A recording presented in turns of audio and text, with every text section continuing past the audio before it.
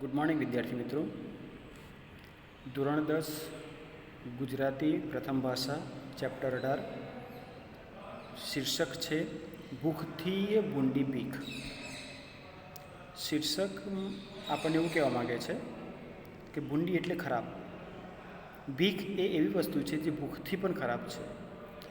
દરેક વ્યક્તિને કોઈકને કોઈકની ભૂખ લાગતી હોય છે અને અહીંયા ભૂખ જે આપણી 2 ટાઈમ જમવાની ભૂખ જે લાગે છે અને એ ન મળવાના કારણે જ્યારે ભીખ માગવાની વાત આવે છે ત્યારે આ જે નવલકથાખંડ છે એ નવલકથાખંડમાં લેખક છે પન્નાલાલ પટેલ, જે ગુજરાતી સાહિત્યના એક ઉત્કૃષ્ટ નવલકથાકાર તરીકે ખ્યાતિ પ્રાપ્ત છે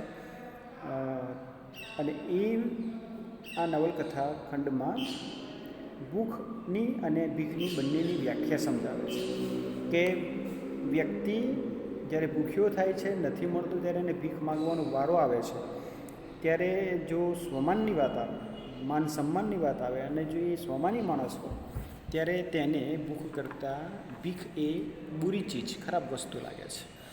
તેની વાત અહીંયા કરવામાં આવેલી છે. આ એક એવી ઘટના પન્નાલાલ પટેલે મૂળ નવલકથા માનવીની ભવાઈ જે લખેલી છે એ માનવીની ભવાઈ નવલકથામાંથી આ એક ખંડ આપણી સમક્ષ મૂકવામાં આવેલો છે અને એ જે નવલકથા પન્નાલાલ પટેલે એનું સર્જન કર્યું, એ સર્જન પણ આપણે સમાજમાં બનેલી એક ઘટના પર જ આધારિત છે. જ્યારે ગુજરાતમાં 56નું દુષ્કાળ પડે ઈસવીસન 1900ની આસપાસ, ત્યારે એટલે સંવત 1956માં પડેલો, એટલા માટે 56નું દુષ્કાળ તરીકે ઓળખાય છે. અને એ દુષ્કાળમાં મનુષ્યની, પશુઓની, પ્રાણીઓની, પક્ષીઓની એટલે કે દરેક પ્રકારના સજીવોની જે કફોડી હાલત થઈ હતી તેનું તાદ્રષ્ટ વર્ણન આપણી આંખ સમક્ષ તરી આવે તેવું વર્ણન આ લેખકે કરેલું છે, સર્જકે કરેલું છે. અને એ નવલકથામાંથી આપણા એક પ્રકારના આપણા રૂવાટા ખડા કરી નાખે તેવી પરિસ્થિતિ તે સમયે બની હતી અને એ તત્કાલીન સમાજનું વર્ણન આ નવલકથામાં થયું છે. એટલે પૂરી એક આખી નવલકથા વાંચવા લાયક છે, સમજવા લાયક છે, માણવા લાયક છે એવું કહી શકાય. જેના થકી પન્નાલાલ પટેલને ભારતીય જ્ઞાનપીઠ પુરસ્કાર મળ્યો હતો, જે ભારતનો સાહિત્ય ક્ષેત્રે સર્વશ્રેષ્ઠ પુરસ્કાર છે, તે પુરસ્કાર પ્રાપ્ત થયો હતો. અને એટલે એને આપણે એવું કહી શકીએ કે આ નવલકથા એ કેટલી સાહિત્યિક દ્રષ્ટિએ ઉત્કૃષ્ટ નવલકથા છે તે આપણે એનું સ્થાન એ મેળવી ચૂકી છે અને પરિણામ એને પ્રાપ્ત થઈ ચૂક્યું છે એવોર્ડ રૂપે, ભારતીય જ્ઞાનપીઠ એવોર્ડ રૂપે. અને એ રીતે એ સર્વોત્કૃષ્ટ સાબિતી અને એનું આપણને આ એ નવલકથાનો એક ભાગ આપણને જે અત્યારે વિદ્યાર્થી તરીકે તમને માણવા મળે છે એ એક તમારો સૌભાગ્ય કહી શકાય સાહિત્યિક દ્રષ્ટિએ. તો સમજીએ એને. નવલકથા ખંડ ભૂખથી ભૂંડી બીક, પન્નાલાલ પટેલ, માનવીની ભવાઈ નવલકથામાંથી લેવામાં આવેલી એક ખંડ છે. નવલકથા વિશે પહેલાં થોડું સમજી લઈએ, પછી સર્જક પરિચય થોડું. તો નવલકથા એટલે નવીન કથા, નવીન કથા કે એક એવી કથા જે કોઈનો પણ એવું કહી શકાય કે કોપી કરેલી નથી, અનુસરણ નથી, નવીન કથા છે એટલે નવલકથા સ્વરૂપ મળ્યું એને. હવે એક એવી કથામાં લેખકની કલ્પના પણ ખરી અને થોડું ઇતિહાસનું પુનરાવર્તન કરતી ઘટનામાંથી જે કલ્પન સાથે વાસ્તવિકતા અને કલ્પનનું સંયોજન સર્જક કરતો હોય છે અને એ દ્વારા સમાજને આપણી સમક્ષ ઉપસ્થિત કરે છે. એટલે સાહિત્ય આપણે કહીએ છીએ, સાહિત્ય એ સમાજ અભિમુખ વસ્તુ છે કે સમાજમાં બનતી ઘટનાઓ લેખક આપણી સમક્ષ મૂકે છે, જેથી કરીને એ ઘટનાઓથી આપણે વાકેફ થઈએ અને એ ઘટનાઓ વિશે જાણીએ, સમજીએ. અને એ સમાજમાં ઘણી બધી ઘટનાઓ બને છે, પણ બધી જ ઘટનાઓ એ સાહિત્યિક ઘટનાઓ નથી બનતી. એને સાહિત્યિક ઘટનાઓ બનાવવાનું કામ સાહિત્યકાર જ કરી શકે છે, બધા કરી શકતા નથી. તો એ રીતે એ આ માનવીની ભવાઈ કે શીર્ષક પણ લેખકે એવું આપેલું છે કે માનવીની ભવાઈ એટલે આપણે જે નાટકમાં ભવાઈ કરતા હોઈએ, વેશ ભજવતા હોઈએ છીએ, તો જીવન પણ એક ભવાઈનો જ વેશ છે. આપણે જે શેક્સપિયરે કહેલું છે કે નાટક દ્વારા, એટલે કે જીવન પણ એક નાટક જ છે અને આપણે એના સ્ટેજ ઉપરના પાત્રો છીએ. તો અહીંયા પણ એવું જ કહી શકાય કે માનવી એની ભવાઈ કેવી છે, ભૂખ માટે તેને શું કરવું પડતું હોય છે, કેવા કેવા પ્રકારના વ્યક્તિત્વને એને પ્રગટ કરવું પડતું હોય છે. તો એ બધી બાબત આ નવલકથામાં આલેખવામાં આવેલી છે કે 56 દુષ્કાળ એટલે માનવીને ખાઈ જાય, માનવી પોતાના પશુને ખાઈ જાય, એવી કપરી પરિસ્થિતિનું વર્ણન પણ આ નવલકથામાં કરવામાં આવેલું છે. એની સાથે સાથે પ્રેમનું વર્ણન પણ કરવામાં આવેલું છે. પતિ પત્ની વચ્ચેનો પ્રેમ અને એ પ્રેમમાં અડચણરૂપ બનતા આજુબાજુના પાત્રો, એનું પણ વર્ણન લેખકે સાથે સાથે લીધેલું છે. તો આ બધાની વાત આખી નવલકથામાં આવે છે, પણ આપણે માત્ર વાત કરવાની છે ભૂખથી ભૂંડી પીક, જે એક એવી ઘટના, નવલકથાનો એક ભાગ કે જ્યારે એ સ્વમાની જે પાત્ર છે એ પાત્ર જ્યારે ન છૂટકે પત્નીના કહેવાથી ભીખ માગવા માટે જાય છે, ત્યારે ભૂખ સહન તો થાય છે પણ સ્વમાન પણ ટકરાય છે. એ સ્વમાનને નેવે મૂકી દીધું પત્નીના કહેવાથી, અને એ ભીખ માગવા માટે લાઈનમાં ઊભો રહે છે. ત્યારે તેની જે મનોદશા લેખકે આપણી સમક્ષ મૂકેલી છે. તો થોડો લેખક પરિચય પણ પ્રાપ્ત કરી લઈએ કે 7મી મે 1912માં જન્મ પન્નાલાલ પટેલનું, ગુજરાતી ઉત્તમ સાહિત્યકાર, અને 6 એપ્રિલ 1989માં નિધન. પન્નાલાલ પટેલનો જન્મ માંડલી, હાલ રાજસ્થાનમાં આવેલું છે, ગામમાં થયો હતો. ગુજરાતી સાહિત્યના પ્રથમ પંક્તિના એક નવલકથાકાર, સાહિત્યકાર તરીકે તેમણે નામના મેળવી હતી. વડામણા, મળેલા જીવ, માનવીની ભવાઈ, આ બધી એમની નોંધપાત્ર નવલકથાઓ છે. સુખ દુઃખના સાથી, વાત્રકને કાંઠે, ઓરતા એ તેમના વાર્તા સંગ્રહો છે. એડે નહીં તો બેડે માં નાટ્ય રચનાઓ સંગ્રહિત છે, અને તેમણે રણજીતરામ સુવર્ણચંદ્રક તથા સાહિત્યનો સર્વોચ્ચ ભારતીય જ્ઞાનપીઠ પુરસ્કાર માનવીની ભવાઈ માટે જ મળેલો છે, એનાયત થયો છે. 1985માં એવોર્ડ એમને પ્રાપ્ત થયો હતો. લેખકની વિખ્યાત નવલકથા માનવીની ભવાઈમાંથી આ અંશ લેવામાં આવેલો છે. કાળુ અને રાજુ નવલકથાના મુખ્ય પાત્રો છે. તેમના નામના, એટલે પાત્રના નામ કાળુ અને રાજુ, તેમના ગામમાં લોકો સાથે 56 દુકાળમાં ટકવા ડેગડિયા આવ્યા છે. ડેગડિયા એ ગામનું નામ છે. આ એક નવલકથા ભાગનો સારાંશ. ભૂખથી માણસો મરી રહ્યા છે. સુંદરજી શેઠ સદાવ્રત ખોલે છે. સદાવ્રત એટલે દાન કરે છે, અનાજ આપે છે. તો એ સદાવ્રત ખોલે છે. બધા અનાજ લેવા કતારમાં એક લાઈનમાં ઊભા છે. પણ કાળુ ખેડૂત છે. આ અનાજમાં તેનું પકવેલું ધાન્ય પણ હશે, જે કર રૂપે કે કરજ રૂપે એ શેઠને મળેલું છે, તો એ પણ હશે. તેનો આત્મા કકડી ઉઠે છે કે પોતાની વસ્તુ જ પોતે ભીખ માગીને લેવાની. પ્રવર્તમાન સમયમાં પણ એવું છે કે લોકશાહી છે ને લોકશાહીનો ભંગ પણ થઈ રહ્યો છે. બંધારણનો ભંગ થઈ અને પછી જે આંદોલનો થઈ રહ્યા છે, તો આંદોલનો એટલે એ આપણી હકને માગવા માટે વિરોધ કરવાની વાત છે. તો એ પરિસ્થિતિ કે પોતાની વસ્તુ છે, હકની છે, છતાં પણ આપણે ભીખ માગીને લેવાની, તો એ પણ લેખકે અહીંયા બતાવેલું છે. અત્યારે એ પણ એ પ્રાસંગિક છે. અત્યારે પણ આ બની રહ્યું છે કે આપણી હકની વસ્તુ આપણે ભીખ માગીને લેવી પડતી હોય છે. તો એનો આત્મા એ વિચારીને કકડી ઉઠે છે. શેઠ એની લાગણીની કદર કરે છે કે ના, સ્વમાન છે તો સાચી વાત છે, પણ પરિસ્થિતિને વશ થવું જોઈએ, એવું પણ અહીંયા કહેવામાં આવેલું છે. કાળુને લાગે છે કે દુકાળની આ સ્થિતિ ખાંડણિયામાં મૂકેલા માથા જેવી છે. ઘા પર ઘા પડવાના જ છે. દુઃખ પર દુઃખ, કષ્ટ પર કષ્ટ, ગરીબાઈ, અભાવ વસ્તુઓનો. અને એ કાળુ ખેડૂત પુત્ર હોવાથી માને છે કે ભૂખથી એ ભૂંડી ભીખ છે. ભીખ એ ભૂખનું પરિણામ છે. ભૂખ લાગે છે એટલે ભીખ માગવી પડે છે. પણ સ્વમાન હોવાના કારણે, એટલે ભૂખ બીજી બાજુએ છે, પણ ભીખ માગવી એને સૌથી અઘરું કામ લાગે છે. ભીખ માણસના આત્માને હણી નાખે છે. આ સૌથી શ્રેષ્ઠ વાત લેખકે કહી. ભીખ માણસના આત્માને હણી નાખે છે. કેમ કે ભીખ માગવી એટલે સૌથી નીચા જોવાપણું છે. સ્વમાનને નીચે દૂર ફેંકી દેવું પડે છે, નીચે મૂકી દેવું પડે છે. પોતાના બધા જ નિયમો સિદ્ધાંતોને તોડી દેવા પડે છે, ખલાસ કરી નાખવા પડે છે.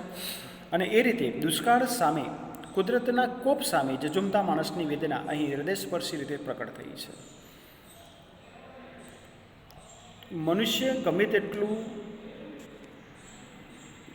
ટેકનોલોજી વિકસાવે, શક્તિશાળી બનવાનો પ્રયત્ન પણ કરે, પણ કુદરત સામે તો એ પાંગળો જ છે. એ પણ અહીંયા સાબિત કરવામાં આવેલું છે.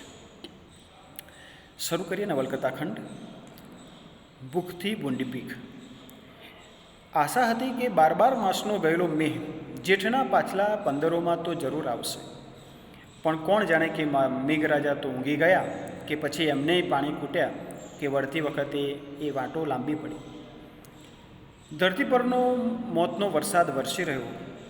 અહીંયા મોતનો વરસાદ વરસી રહ્યો અલંકારિક ભાષાનો ઉપયોગ થયો છે. વનમાં ને ખેતરોમાં, બજારોમાં ને શેરીઓમાં જ્યાં જુઓ ત્યાં માનવીના મળદા જ મળદા.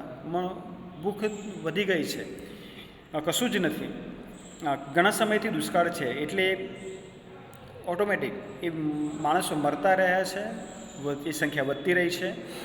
ક્યાં બાળવાને ક્યાં દાટવા એવી પરિસ્થિતિ છે. ઢગલા ને ઢગલા થઈ રહ્યા છે. આ કોરોના વાયરસના કારણે જે ઇટલીમાં પરિસ્થિતિ હતી, ફ્રાન્સમાં પરિસ્થિતિ, એવા મોટા મોટા દેશોમાં તો એ વખતે પણ આ મળદાઓની સંખ્યા વધી ગઈ હતી. પછી કાણ સૂતકને સરાવવાની તો વાત જ ક્યાં રહી. મરણ પ્રસંગ પછીની જે ક્રિયાઓ છે, કર્મકાંડની ક્રિયાઓ, મરણોત્તર ક્રિયાઓ છે, એ ક્રિયાઓ કરવાની તો વાત જ ક્યાં. બાળવાની કે દાટવાની જગ્યા ન હતી. અને પછીની ક્રિયા કરવા માટે જે જરૂરિયાત ચીજવસ્તુઓની, પૈસાની, તે કશું જ ન હોવાના કારણે એ બધું કોઈ થઈ શકતું નથી. એટલે અવગતિ જેને કહી શકીએ આપણે, માણસની અધોગતિ, માણસની ખરાબ દશા, એનું વર્ણન અહીં આપણને જોવા મળે છે. પાછળ રહેલા તો સંબંધીને આગળ કર્યાની રાહત જ અનુભવતા હતા. જે જીવ્યા છે તે મરી ગયા છે એની રાહત, કે સારું થયું, કે એ પીડામાંથી તો બચ્યા, છૂટ્યા, એ અર્થમાં ખુશ થતા હતા. ગણવા રહ્યા, ન દેખવા ન દાજવા. જીવે છે તો કણસે છે, કષ્ટમાં છે, પીડાદાયક છે, એ સહન થતું નથી, એના વિશેની ચિંતાઓ, આ તે બધું તો છૂટ્યું. એટલે એ પરિસ્થિતિને માણસ કેટલો વશ થઈ ગયો છે કે પોતાના સંબંધીનું, પોતાના મૃત્યુનું દુઃખ પણ તેને થતું નથી. એવી કપરી પરિસ્થિતિ, વિકટ પરિસ્થિતિ. દયા ભાવનાની જે વાત છે, લાગણીની વાત છે, પોતાનાપણાની વાત છે, આ બધું જ લગભગ એવું કહી શકાય કે મરી પરવાર્યું છે. એવી ખરાબ પરિસ્થિતિ પણ અહીંયા જ ઊભી થઈ છે. અરે કાળુ સરખાને તો દેખાઈ જ આવતી હતી. ઈર્ષ્યા આવે છે. રણછોડભાઈને શંકરદા છૂટ્યા આ દુઃખમાંથી ને ભૂખમાંથી. અરે રે, એ તો અમર્યા થઈ ગયા. અમર્યા થઈ ગયા એ પ્રાદેશિક શબ્દ છે, તળપદો શબ્દ, શુદ્ધ શબ્દ છે. અમર થઈ ગયા ને રહ્યા આપણ. કોણ જાણે ક્યાં લગી કરજમાં આ ભૂખે ટળવળવાનું હશે. પોતાના માટે કહે છે. પેલું અનાજે ખૂટ્યું ને વાણિયાને ત્યાંથી બી નહીં માગું શેઠ કરીને આણેલા 2 મણ કોદરાય, જેમાં અડધો તો કચરો ને તે પાછા મેણા. ધોઈને દમ નીકળી જાય એવા. એ રાજુ, કાકાજી, સાસુના 3 છોકરા, ભલી ને પોતે, આમ 7-8 માણસને કેટલા દિવસ ચાલે. અનાજમાં જે દાનમાં આવેલું છે એ થોડા દિવસો માટે છે, પણ વાસ્તવિકતા તો એ જ છે કે મૃત્યુ નિશ્ચિત છે. દુષ્કાળની એટલી કપરી હાલત છે કે મૃત્યુ આજે નહીં તો 4-5 દિવસ પછી, નહીં તો 10 દિવસ પછી પણ શક્ય છે જ. અલબત્ત એક તરફ અનાજ ઘટતું ગયું તો બીજી બાજુ સાસુ, મુવા ને કાકુજી નાનકડી ભત્રીજીને આગળ કરીને ચાલતા થયા. નાનીજી ભત્રીજી પણ ગઈ. કાળુ એક બાજુ ખુશ થયો તો બીજી બાજુ દુઃખી એટલો થયો. આ વગર કામના જીવે છે ને કામના મરી જાય છે. ખરેખર જેને જીવન જરૂર છે તે જાય છે અને નથી જીવન જરૂર તે જીવે છે. તો એ પરિસ્થિતિ પણ ઊભી થઈ છે. અષાઢના આભલા ચોખ્ખા ચટ. ક્યાંય વરસાદના એંધાણ સમાચાર આપણને જોવા મળતા નથી. ઢોર ઢાંખ ને માનવી વિનાના પાદરપટ. પેલા ખેતરો જોઈ લો, ખેતરોમાં પણ કોઈ જગ્યાએ કશું જોવા મળતું નથી. બધું જ ખુલ્લું. આકાશ ખુલ્લું. દૂર દૂરની ક્ષિતિજો સુધી વાદળાનું નામ નિશાન ન હતું. જ્યારે તાપતો અરે વૈશાખ જેઠના તડકાએ આ અષાઢિયા તાપ આગળ તરણા તોલે જ લાગતા હતા. કશું જ નહીં એવું કહી શકાય. આ તરફ ડેગડિયાનું મહાજને વિચારમાં પડી ગયું. ધનવાળાઓએ મકાન ઉઠાવ્યા હતા ને દાનવાળાઓએ હાના કરતા ગયા અને ઓછું બધું દીધતા ગયા. જે છે જેની પાસે તે બધું આપતા ગયા. તો કોઈકને વળી સલાહ આપી કે આ અંગ્રેજ સરકાર રેલ પથરાવે છે અને દાન આલે છે, માટે જાઓ ત્યાં જો જીવવું હોય તો. એ વખતે અંગ્રેજ સરકાર અને અંગ્રેજો કામ કરાવે ને અત્યારે મહેનતાણું, તો ત્યાં કામ કરો અને થોડું ઘણું મળી રહે એ અર્થમાં. ડેગડિયાનામાં રહેલા માનવી અરે ધરાઈને ખાતા હતા એવા મહાજનોએ નહીં મરવા માંડ્યા. જેની પાસે ઘણું બધું દાન હતું એ લોકોની સ્થિતિ પણ વણસી હતી. પછી એ તો અતિશય તાપને લીધે કે પરદેશમાંથી આવી પહોંચેલા ડેગડિયાના વતની સુંદર શેઠે કહ્યું એમ એ હોય કે આ ભૂખ્યા ખેડૂતોનો નિશાસો પડે. એવું પણ બને, કેમ કે ભૂખ્યા ખેડૂતો એવું વિચારે ને કે એ લોકોની જે શેઠ લોકોની પાસે જે ધાન છે આ પોતાનું જ છે અને એ લેર કરે છે, તો એ નિશાસો પણ પડે. ગમે તેમ પણ ડેગડિયાના મહાજને સુંદરજી શેઠની વાત ધ્યાનથી સાંભળી કે આ નિશાસો ન પડે એટલા માટે આપણે દાન દેવું પડે. વરસાદ નહીં આવે તો આપણ જેની પાસે દાન હશે એ નથી જીવવાના ને આવશે તો આ જ માનવી એકનું અનેક પકવી આપવાના છે. અને જો વરસાદ આવી જાય તો આ જ લોકો આપણને કામ લાગશે ધાન્ય ઉત્પન્ન કરવા માટે. એવું વિચારીને સદાવ્રત ખોલે છે. આપણ કંઈ હળ હાંકવાના ઓછા છીએ ને ડેગડિયાના મહાજને કોઠારમાંથી દાન કાઢી આપવાનું કબૂલ કર્યું. કિંમત પણ અડધી જ લીધી, અડધો ભાગ ધર્મમાં રાખ્યો. અને આ રીતે એ શરૂઆત કરે છે સદાવ્રતની. જો કે શરૂમાં તો ધર્માદુ ખાનાર બહુ ઓછા નીકળ્યા, પણ દિવસે દિવસે સંખ્યા વધતી ચાલી. સિદ્ધાંતને વળગી રહેનાર વળગી તો રહે, પણ ક્યાં સુધી એ પણ અહીંયા બતાવેલું છે. એ મર્યાદા પણ પૂરી થઈ જાય છે. ભૂખે ટેકને ઠોકરે ચડાવી, સૌથી સારું વાક્ય. ભૂખે ટેક ઠોકરે ચડાવી, નિયમને આમ ઠોકર મારી દીધી કે હવે નિયમ ચાલશે નહીં. સિદ્ધાંતને વળગી રહેવાની વાત હવે પૂરી થઈ જાય છે, મર્યાદા પૂરી થઈ જાય છે. કાળુને રાજુએ વિનવ્યું કે તમે તો કહેતા હતા ને કે આ કોઠારમાં આપણા દાન છે, તો આપણા જ છે ને? કાળુ કહે છે. તો પછી મહાજન આલે છે, મહાજન એટલે મહાજન શ્રેષ્ઠીઓ આપે છે, એમાં શરમ શાની? ગમે એને તો ખરી જ ને, જે ગણે છે શરમ એને તો લાગે જ ને, એવું કહે છે કાળુ. ને આપણા છે એટલે તો ઉલટાની વધારે શરમ કે પોતાના છે ને પોતે જ ભીખ માગવાની પોતાની વસ્તુ માટે. આપણા દાનને તોય આપણે હાથ ધરવાનો, ભીખ માગવાની. લો હેંડો એવું બધું ગણ્યા વગર ઉઠો, નકર હુંય નથી જવાની. જવું તો જેને તમારા સોગન છે. આ બે છોકરાએ ભલે ભેગા મળી જતા. લોચો વળીને પડેલા કાળુને ઉઠે જ છૂટકો હતો. ઘણા દિવસથી ભૂખ્યો છે, ગરીબાઈ છે, એટલે લોચો વળીને બેઠેલો છે, તૂટ્યું વળીને એવું કહી શકાય. તું હું તારી સાથે આવું તે ભલે, બાકી હાથ તો નથી જ ધરવાનો. એવી એક ટેક કાળુએ નક્કી કરી રાખી છે. ન ધરતા, રાજુ કહે છે, ન ધરતા તમારી વતી હું ધરીશ, પછી તો ખરું ને, પણ સાથે ચાલો. અરે ગાંડી, કાળુની ઊંડી ઉતરી ગયેલી આંખોમાં બહાર નીકળી આવેલા જડબાના પેલા હાડકા ઉપર હાસ્ય જેવું કંઈક ફરી રહ્યું. આ દોડ પાસે ખીચડી જીવાડશે એમ તું માને છે? અરે બસેર આલે તોય મારું પેટ તો નથી ભરાવા. આગળ થતાં ઉમેર્યું, ને તું એમ જાણે છે કે વરસાદ આવવાનો છે? આ તો પ્રથમીનો પલ્લો એટલે પ્રલય શબ્દ આપેલો જ છે. પ્રથમ એટલે પૃથ્વીનો પલ્લો થવા બેઠેલો છે. પૃથ્વીનો પ્રલય થવા બેઠો છે. ભૂંડી નથી આપણ જીવવાના કે નથી જીવવાના માજને. ત્યારે શું કામ ભૂંડિયા મરતી ઘડીએ કણબીના દીકરા પાસે હાથ ધરાવે છે? એનું સ્વમાન બચેલું છે તો બચાવી રાખવા દે ને. ના રાજુ, તું એકલી જા, હું તો નથી જવાનું. ને એ થંભી ગયો. દૂર દેખાતી પેલી દરિદ્ર નારાયણોની લાંબી કતાર તરફ આંસુ વિહોણી રડતી આંખે તાકી રહી. સ્ત્રી પુરુષોના એ અર્ધનગ્ન હાડપિંજરોમાં પટેલ હતા ને બ્રાહ્મણો હતા. લાઈનમાં કોણ કોણ છે તેનું વર્ણન. કોઈ વાણિયામાંથી પણ હતા. જ્યારે ઠાકરડાની તો મોટી સંખ્યા હતી. ગાંચી અને સિપાઈ હારમાં શેડભીડ હતા. પણ એ બધામાંય જાજો ભાગતો હતો ખેડૂતો જ ને. વાણિયો હોય પણ ખેડૂત હોય, બ્રાહ્મણ હોય પણ ખેડૂત હોય, પટેલ હોય પણ ખેડૂત હોય. તો સૌથી વધારે લાઈનમાં ઊભા રહેનારની સંખ્યામાં જો કોઈ હોય તો ખેડૂત જ હતો. આ બધું કાળું જુએ છે. કાળુનો પગ જાણે જડાઈ ગયા. ભગવાનને જીવતો રાખવો હશે તો મોખાના છેડાય છે એટલે રાખશે જ, કોઈ પણ સારી પરિસ્થિતિ લાવશે. પણ મારી સાથે તો ચાલો કે મને તમારે ભૂખે મારી નાખવી છે. તમારા આ બે શાળાઓનો વિચાર કરો. રાજુ કરગરતી હતી. કરગરવું, વિનંતી કરવી. મારે વાદે તમે શું કામ મરો લહેડ. અને વળી એણે પગ ઉપાડ્યો.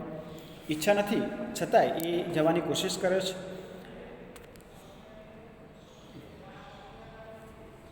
પાસે જતાં એણે ચારે બાજુ નજર ફેરવી.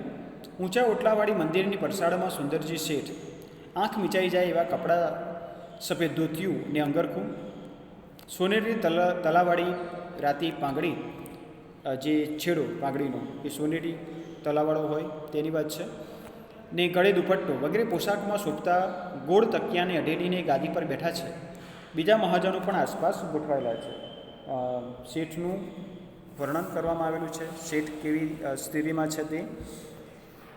ટોટાદાર તમંચા સાથે એક તરફ ખુરશી ડાળી ફોજદાર બેઠા છે, તો હવાલદાર પેલી કારતૂસી બંદૂક સાથે ચારે બાજુ નજર ફેરવતો તોલાટની બાજુમાં ગોઠવાયેલો છે. તોલાટ એટલે તોડી આપનાર, તોલનાર, જે અનાજ તોલીને જે આપે છે તે તોલાટ.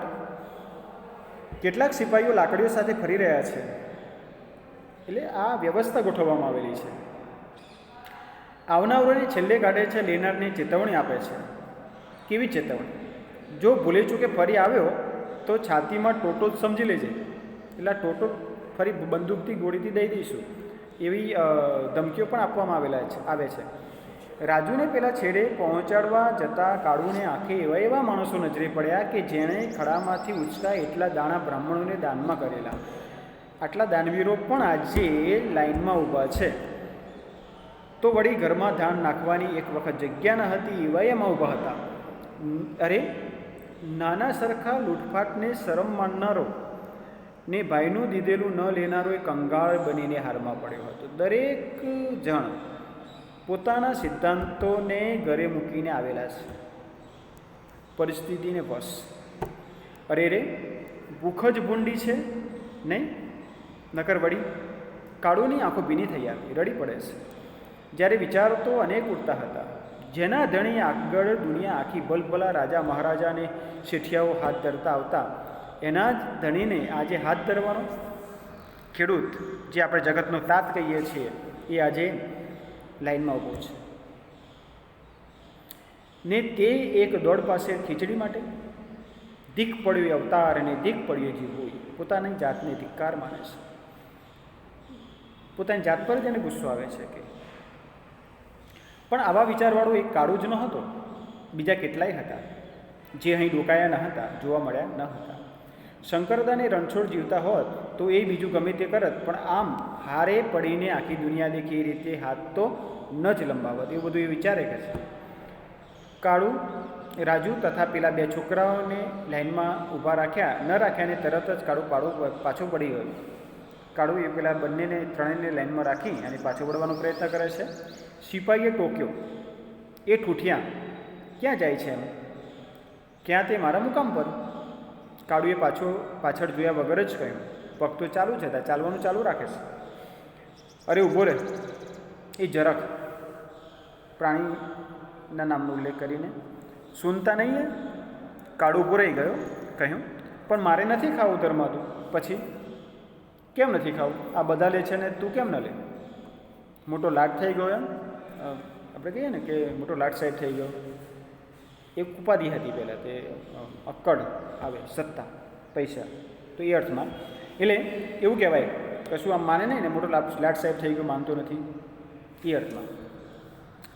કાળુને તો આ જબરજસ્તી નવાઈની લાગી. ના લેવું હોય તો ના લઈએ, કેમ એ રીતે. ને એ તંગ બની ગયો. લાટ હોત તો લેત, પણ કણબી છું એટલે નહીં લઉં. તું તૂટી જઈશ તોય નહીં લઉં, ચાંપી દેવો હોય તો ચાંપી દે ટોટો, આ ઊભો. માનવીની એ આખી કતાર ડોક ફેરવી રહી. બધાનું ધ્યાન કાળુ તરફ જાય છે, પોલીસ તરફ જાય છે. કાળુ સામે ધરતીના જાયજ સામે તાકી રહી. ખુદ પેલા ફોજદાર અને સુંદરજી શેઠે ઊંચી ડોક કરીને સિપાઈ કંઈક ગળદુપાટું કરે તે પહેલાં તો તેમણે એક મહાજનને મોકલી કાળુને પોતાની પાસે બોલાવ્યો અને પૂછ્યું, કેમ ભાઈ પટેલ, તું આ પેટીયું નથી લેતું? કાળુ શું જવાબ આપ્યો? ને આપે તોય એના મનથી તો ખાતરી હતી કે આ લોક એના જવાબને કણબીના દિલને નહીં સમજી શકે. સામે પડેલો આ ધનનો ઢગલો અમારો કહીશ તો ઉલટો ટોટો ચાંપી દેશે ને વળશે કંઈ નહીં. અરે વળે શું નહીં? જો આ બધા દાનના ધણીઓ હાથ ધરવાને બદલે ઉગામે તો આ બંદૂકવાળાએ નાસવા માટે ઊભી પૂછડીએ, એવું એ વિચારે છે. શા વિચારમાં પડી ગયો છે ભાઈ? પેલા શેઠ પૂછે છે. મને તું જવાબ તો આપ. સુંદરજી શેઠના શબ્દોમાં મીઠાશ નહીં, હૈયાને સુવાળું લાગે એવું કંઈક ટપકતું હતું. મીઠાશ કરતાં પણ વધારે આત્મીયતા જાણે જોવા મળે, લાગણીશીલ એ રીતે. એટલે જે કાળુનો ગુસ્સો હતો એ તે ધીરે ધીરે આ ભાષાના કારણે એ ઓગળી જાય છે ને તેથી જ તો કાળુની પેલી આગભરી આંખોમાં ટપટપ કરતાં આંસુ જ ખરી પડ્યા. કશું બોલી શકતું નથી, રડી પડે છે કે શું કહું શેઠ, છાતી સામે અમારા જ કમાયેલા આ ધાનના ઢગલા જોઈને અમારા કાળજુ શું કહેતા હશે? પણ હશે કહે તે પહેલાં તો ડુસકો નીકળી પડ્યો, પછી આગળ બોલી શકતો નથી. એ ધ્રુસકે રડી પડ્યો. આવડા મોટા શેઠ મહાજનોને ફોજદાર આગળ કંઈ જઈ સવાલ જવાબ કરતા એ કાળુને જોઈ દૂર ઊભેલો નાનો બળી ઉઠ્યો. પહેલાંના જમાનામાં એવું કે મહાજનો હોય, શ્રેષ્ઠીઓ હોય, રાજાઓ હોય, મંત્રીઓ હોય, એમના આગળ કશું બોલાય નહીં. એટલે આ બધી વાતચીત કરતાં જોઈને પેલાને થોડી ઈર્ષ્યા થાય છે. એટલે કહે છે કાળુને રડતો જોઈને કે આવો લાગ મળ્યો તો કે મળશે. એટલે એ પકડી પડે છે લાગને કે ને ઘાંટો પાડીને કહી નાખ્યું, હાથ ન તો ધરવો તો હવે રોવા શું બેઠો છે? તો અહીં આવે છે જ કેમ? પણ આ શબ્દોએ સુંદરજી શેઠને જરા ખાટા કરી મૂક્યા. અરે પેલા ફોજદારને દાજ ચડી. પણ નાનાના એટલા વળી સદભાગ્ય કે એને બોલતો એને દેખ્યો ન હતો ને ત્યાં વળી સુંદરજી શેઠ બોલતા થયા. નહીં તો પેલાનો આવી બનત. એ અર્થમાં હું જાણું છું જુવાન કે તને તારા જ દાન માટે હાથ ધરતા શરમ આવે છે, પણ અમને સદાવ્રત ખોલતા એટલી જ શરમ આવે છે. સમસ્ત પૃથ્વીનું પાલન કરનારને તમે તે ક્યાં સુધી પાડવાના છીએ? સાચી હકીકતની વાત કરી કે ખેડૂત એ આખા જગતને પાડતો હોય એને અમે પાડનાર કોણ? એટલે અમને પણ આ સદાવ્રત ખોલતા દાન કરતાં શરમ જ આવે છે. આ તો મેઘરાજાને પાણી પહોંચાડવા જેવી વાત છે. મેઘરાજાને આપણે પાણી પહોંચાડીએ, એ આપણને પહોંચાડે છે, તો આપણે કેવી રીતે પહોંચાડી શકીએ? એવી જ વાત અહીંયા છે. શેઠે હાસ્ય કર્યું, પણ સાવ ફિક્કું, આર્ટિફિશિયલ, ફોર્માલિટી વર્ક. જોરથી શ્વાસ લેતા ઉમેર્યું, પણ શું થાય ગાંડા? કુદરત આગળ આપણે બધાએ લાચાર છીએ. જો તું એકવાર મારી સામે છું, સમજ, વિચાર કે આપણે શું કરી શકીએ એકબીજાની મદદ. એ કહેવાનું તાત્પર્ય છે શેઠનું. એટલે કાળુએ ઊંચે જોયે, તને એમ લાગતું હોય કે આ ધર્માદા છે, હાથ ધરતા તને સંકોચ થતો હોય તો કાલથી તું આ ઓટલા પર આવીને ઝાડુ મારી જજે ને મુખિયાજી પાસેથી ગાદી તકિયા માગીને અહીં પાથરી દેજે. પછી તો બસ ને, પછી તને એમ નહીં થાય ને કે હું મફત ધર્માદા ખાઉં છું, તને મહેનતાણા રૂપે મળશે. કાળુને પોતાના પેલા વિચાર જાણે બાલિશ લાગવા માટે. કયા વિચાર? કે પોતે માનતો હતો કે આ શેઠ વિશેની જે વિચારસરણી હતી, અનાજ વિશેની વિચારસરણી, પરિસ્થિતિ વિશેની વિચાર, બધી બદલાઈ જાય છે આખું માણસ. શેઠની મોટાઈને માથે ચડાવીને આંખ માટે બંધી રહ્યો, નમન કરે છે, અંદરો અંદર નમન કરે છે. મનમાં કહેતો હોય, શેઠ હજો તો આવા મોટા ગજાના હોય, ગુણવાન, પરિસ્થિતિને સમજે તેવા. શેઠે વળી કહ્યું, તારા જેવા બીજા હોય તો એમને સમજાવજે, તમારું જ છે. કહેજે કે તમારું જ છે ને તમને આપીએ છીએ, એમાં ધર્માદા જેવું કાંઈ જ નથી. બહુ સરસ વાત કરેલી છે આ શેઠના માધ્યમથી લેખકે. કાળુએ ડોકું હલાવ્યું. એહસાન માનવાના શબ્દો ન સૂઝતા સુંદરજી શેઠને જય શ્રી કૃષ્ણ કરીને ચાલતો થયો. લાઇનમાં જઈને ખડો થઈ ગયો. અમારું છે ને અમારે લેવું છે, મારું આમાં હશે તો. પેલા વલ્લાવાળા ક્યારડીની એટલે ખેતરનું કેરડાનું નામ છે જગ્યાનું, કે પેલા વલ્લાવાળા ક્યારડાની મારી શાળ હાથમાં ફેરવેલી ને રમાડેલી એ શાળના ચોખા ઓળખી કાઢું, વીણી દેખાડું. કાં તો કહો તો એટલે કહો તો. આજે વચ્ચે નિશાન છે પોઇન્ટેડ કરેલું અવતરણ ચિહ્ન, તે આ બતાવે છે. કહો તો એમાં હ લોપ થયેલો છે એનું ચિહ્ન છે આ રીતે. સિપાહીને તો કોણ જાણે કેમ, પણ કાળું જાણે આંખનો પાટો અને તે જાણે મરચાનો હતો, એટલે ખૂંચતો હતો. પણ ફોજદાર જેને સલામ ભરતા હતા એવા ખુદ શેઠની જ એના પર મહેરબાની ઉતરી હતી, એટલે તે કશું કરી શકતા ન હતા. અરે મોઢામોઢ એનાથી વાતો કરી પછી એને કરી પણ શું શકાય ને. એ લોક કાળું ઉપરની દાજ બીજા ઉપર ઉતારી રહ્યા હતા. ત્યાં ગુસ્સો ન નીકળે તો પેલી ઘોડાની દાજ ગધેડા પર કાઢવા જેવી વાત કરીએ અહીંયા, કે પાલનહાર જોયો હોય તો બરાબર હારમાં ઊભો રહે, નહીં તો ચોપી દઈશ. એ દોડ પાસે ખીચડી ફાટેલા ધોતિયાની ફડકમાં લઈને રવાના થતાં કાળુને હસવું આવ્યું. આ તો બાવાના બેય બગડ્યા, સિદ્ધાંતોય ના રહ્યા અને ભીખ પણ માગવી પડી. એના જેવો ખેલ થયો, ટેકે ખોયો ને જીવ પણ ખોવાનો. એટલે સિદ્ધાંત તો ગયા જ, પણ અમુક દિવસ પછી જીવ પણ જશે, એટલે સિદ્ધાંત થોડાક દિવસ માટે ટકાવી રાખવાના હતા, એ ન થઈ શક્યું. કાળુની વાત ખોટી ન હતી. અત્યાર સુધી તો દોઢ પાસેર પણ મકાઈ કુદરા સરખું નકુટ ધાન મળતું હતું, જ્યારે આ તો કાળુના જ શબ્દોમાં કહીએ તો એક ઓડકાર ખાતામાં જ આ દોઢ પાસેર ખીચડી હજમ. ને વાટ જોતી ઊભેલી રાજુને કહ્યું, રાજુ પેલા કેનારે ખરું જ કહ્યું છે, રામ તારી કેવી ગતિ, કે કુણ કમાઈ કોની વતી. આપણું તો કપાળાઈ કાણું છે ને આ ખૂબોય કાણું નીકળ્યું. જેનું કપાળ કાણું હોય એ કહેવત છે કે કપાળ કાણું હોય એનું ખૂબોય કાણું હોય, એટલે કે નસીબ ના હોય, કિસ્મતમાં ના હોય તો આપણે હાથમાં રહે નહીં, એ અર્થમાં છે. રાજુ ચીડાઈ ઉઠી. મારો ભાઈને ભગો કહે છે એમાં જરાય ખોટું નથી. ને આંખો કાઢતા કહ્યું, ખબરદાર જો હવે આવો કશો બડબડાટ કર્યો છે તો અડધા તો આમ ગણીને જ મરવા પડ્યા છે. વધારે પડતી ગણતરી જે રાખે એ સુકાય, શરીર એનું સુકાય, માનસિક ચિંતામાં હોય એ અર્થમાં. તમારા ડીલ સામે તો જુઓ, તમારો તો વિચાર કરો. તમને ખબર છે ડાકણમાં ડાકણ કોણ છે જાણો છો? હવે પેલી સમજાવે છે એના પતિને. કાળુને તો રાજુની ગાળો ગોળથી પણ મીઠી લાગતી હતી. જ્યારે આ ઠપકો હતો ને તે મીઠો હસતા હસતા વચ્ચે જ બોલી ઉઠ્યો, ડાકણમાં ડાકણ તો ભૂખ છે. કાળુ કહે છે સૌથી મોટી ડાકણ હોય તો ભૂખ છે, અને એનાથી પણ વધારે વિશેષ આગળ કહે છે. પણ રાજુ અત્યારે રમૂજમાં ન હતી, બોલી ઉઠી, ના, ડાકણ ચિંતા છે, માનવીના કાળજાને ખોતરી ખાય છે. ને પછી તો રાજુએ એને કેટલીય સમજણ શીખવાડી, શિખામણ દીધી.